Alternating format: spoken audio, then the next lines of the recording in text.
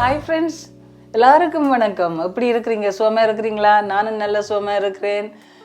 அநேகம் பேர் என்னுடைய சேனலை பார்த்து சப்ஸ்கிரைப் பண்ணியிருக்கிறீங்க, என்கரேஜ் பண்ணியிருக்கிறீங்க. Thank you so much. இன்னும் தொடர்ந்து உங்கள் ஃப்ரெண்ட்ஸுக்கெல்லாம் ஷேர் பண்ணுங்கள்.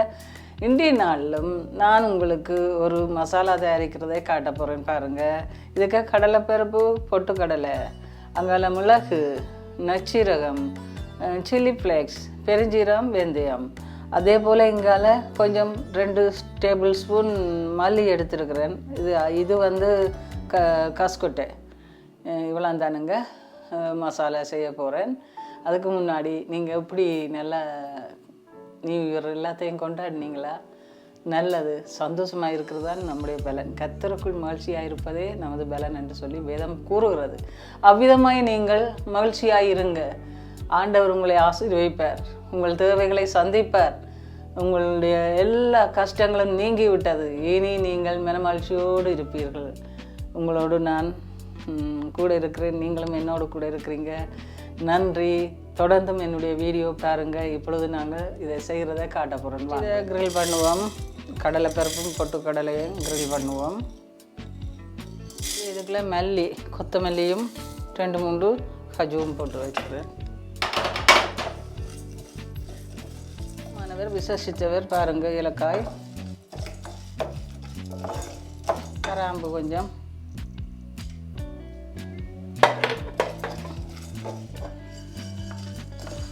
உங்களுக்கு நல்ல வாசம் வருது, உங்களுக்கு வாசம் அடிக்குது செய்யாது பாருங்கள். சூப்பராக இருக்குது. வரப்பட்டுடுது. இதுக்குள்ளே போடுவோம்.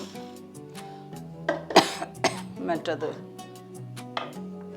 பெருஞ்சீரகம்,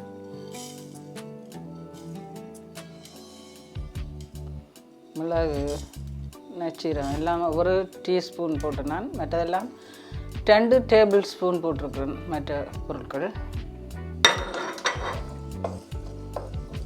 இன்னும் கூடிய வாசனையை ஊட்டுவதற்கு கொஞ்சம் பட்டை போடுறேன் பாருங்க. கருவாப்பட்டை ரோஸ் பண்ணிட்டேன் பாருங்க.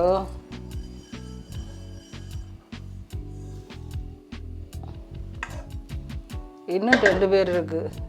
அதான் இவர்கள் கொஞ்சம் காரமானவர்கள்.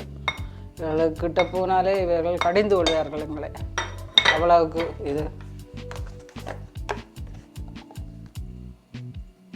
ஓகே. இதுதான் எங்களுடைய இன்றைய நாளிலும் செய்த மசாலா பாருங்கள். எல்லாம் வறுத்துட்டேன் பாருங்கள். இது கொஞ்சம் கூலாகட்டும். ஆனால் பிறகு நான் உங்களுக்கு திரிச்சு போட்டு சாம்பார் எப்படி செய்கிறதுன்றதை உங்களுக்கு சொல்லித்தாரேன். இது பிகினருக்கு தான், ஆனபடியாக நான் உங்களுக்கு சொல்லித்தாரேன். என்னோட கூட இருங்க. கிரைண்ட் பண்ண காஞ்ச ஒனியன் இதுக்குள்ளே போடுறேன். வாசமாக இருக்கும். இந்த சூட்டுக்குள்ளே போட வேணும், அதுக்குள்ளே வறுக்கக்கூடாது. அப்போ இதுக்குள்ளே போட்டிருக்குறேன் பாருங்கள்.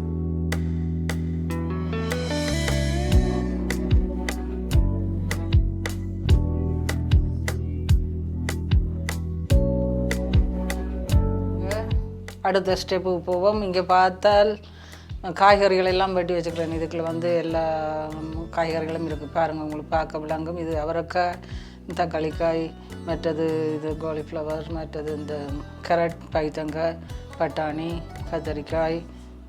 இங்கே எல்லாம் தக்காளி வெட்டி வச்சுக்கிறேன். இதில் பாருங்கள் சின்ன வெங்காயம் உடைச்சி வச்சுக்கிறேன். பெரிய வெங்காயங்கள் வெட்டி வச்சுக்கு, புதினா, இது அரைச்ச சாம்பார் தூள். இவ்வளோ தானுங்க. இங்கே தாளிக்கிறதுக்கு கடுகு, பெருஞ்சீரகம், வெந்தயம். சட்டிக்கு ஸ்டவ் போட போகிறேன்னு பாருங்க. அந்த எண்ணெயில் அந்த ஃப்ளேவர் வேற வேணும்.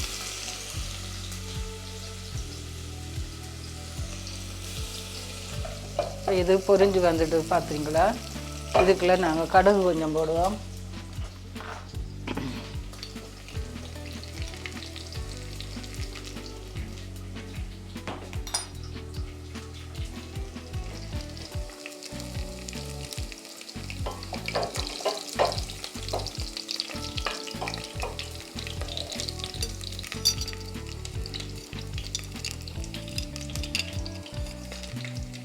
வெந்தயம் கொஞ்சம் போடுவோம்.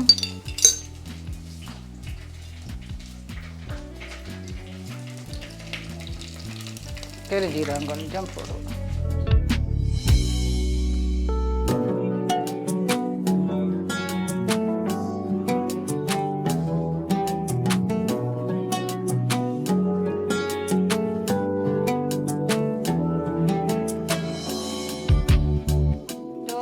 க்யூப்பாக குட்டியாக வெட்டியிருக்கேன். சாம்பாருக்கு பெருசாயும் போடலாம், அது பெரிய சமையலாக இருந்தால் போடலாம். இது நாங்கள் வீட்டுக்கு செய்கிறபடியாக இப்படி போடுறோம். ஸ்பெஷலாக செய்த சாம்பார் தூளை ஆட் பண்ணுவோம்.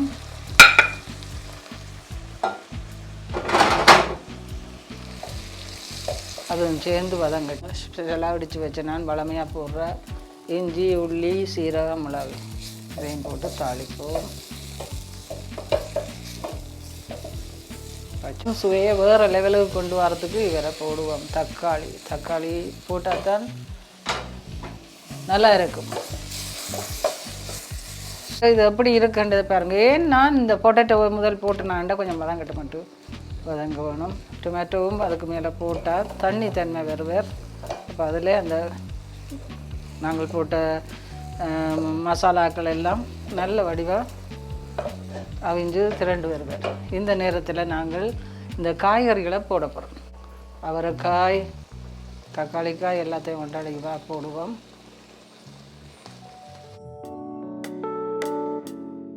இனி இந்த காய்கறிகளை போடுவோம்.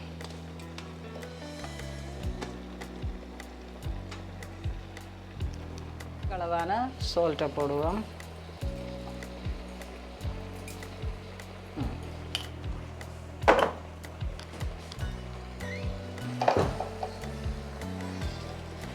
என்ன இங்காலி பக்கத்தில் குழுகுலண்டு அவியதை நினைக்கிறீங்க? இதுக்குள்ள துவரம்பருப்பு, பாசிப்பயிறு, மைசூர் பருப்பு இவளை எல்லாத்தையும் போட்டு உண்டா நல்ல வடிவாக கழுவி போட்டு அவிய விட்டுருக்குறேன் பாருங்கள். வாசனை பூ மட்டும் மூடி வச்சு நல்லா வதங்கட்டும். திறந்து பார்ப்போம்.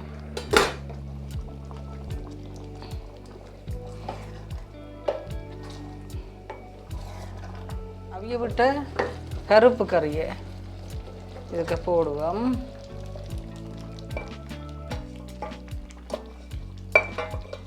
இன்னுமா கொஞ்சம் வாட்டரை ஆட் பண்ணுவோம். என்னடா தடிப்பாக இருக்குது.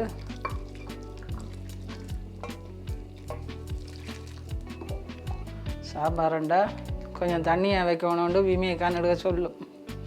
எனக்கு அவாண்ட ஞாபகம் வருது. கொஞ்சம் அவியட்டும்.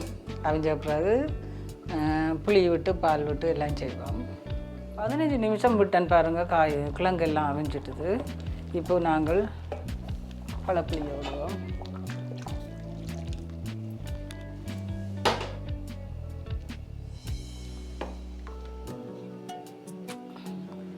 இந்த சாம்பார் விமேக்காவுக்கு நல்லா பிடிக்கும். அவள் அடிக்கடி இந்தியாவுக்கு போய் வர்றதால நெடுக சாம்பார் நல்லா சாப்பிட்டுக்கிறாங்களாங்க.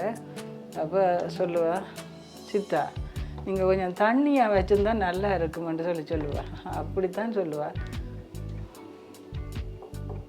இனி இது புளி கொதிக்கட்டும். கொதிச்ச உடனே நாங்கள் இந்த தேங்காய் பால் கொஞ்சம் வச்சுக்கிறோம், விடுவோம்.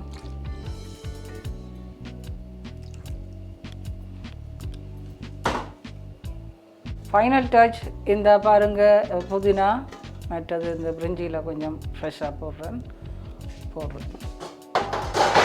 இப்போ போட வேண்டியதெல்லாம் போட்டுட்டேன், செய்ய வேண்டியதெல்லாம் செய்துட்டேன். இனி என்ன அப்புறம் சாப்பிட்றது தானே. ஓகே ஃப்ரெண்ட்ஸ், இப்போ சூப்பரான அடிப்பொடியான அழகான கலர்ஃபுல்லான சாம்பார். இன்றைய சிறப்பு இதுதானுங்க. சாம்பாருக்கு எல்லா காய்கறிகளையும் போட்டு ஒரு நல்ல மசாலா அரைச்சி போட்டு செய்தேன். சூப்பராக இருக்கட்டும். அதோட அப்பளம், மிளகாய், வடகம் இது இல்லாமல் நாங்கள் சாப்பிட்றது அதுதானே. சம்பல் பொடியில் இதுக்கு தேவையில்லை. ஏன்னா இது எல்லா காய்கறிகளும் இருக்கிறபடியாக நல்ல டேஸ்ட்டாக சாப்பிடலாம். நீங்களும் இது போல் செய்து சாப்பிடுங்க. உங்களை நான் ஊக்குவிக்கிறதுக்கு ஒரு வசனத்தை சொல்கிறேன். கர்த்தாவே, நீர் நீதிமானை ஆசீர்வதித்து காரணியம் என்னும் கேடகத்தினால் அவனை சூழ்ந்து கொள்வேன். அப்போ நீதிமான்களாய் நாங்கள் இருக்கும்போது அவர் ஆசீர்வதிப்பார். காரணியம் என்னும் கேடகத்தினாலே மூடி பாதுகாத்துக் கொள்வார். ஓகே, நல்ல வகையான சாப்பாடை நீங்கள் சாப்பிடுங்க. இந்த வருஷம் ஃபுல்லாகவும் உங்கள் எண்ணெயும் ஆஃபீஸை தொட்டியும் குறையாதபடிக்கு ஆசீர்வதிக்கிறேன். தேவன் தாமே உங்களோட கூட இருப்பாராக. எல்லாருக்கும் வாழ்த்துக்கள் சொல்லுகிறேன். மனமகிழ்ச்சி, நல்ல மருந்து, எப்பொழுதும் சந்தோஷமாக இருங்க. God bless you. See you.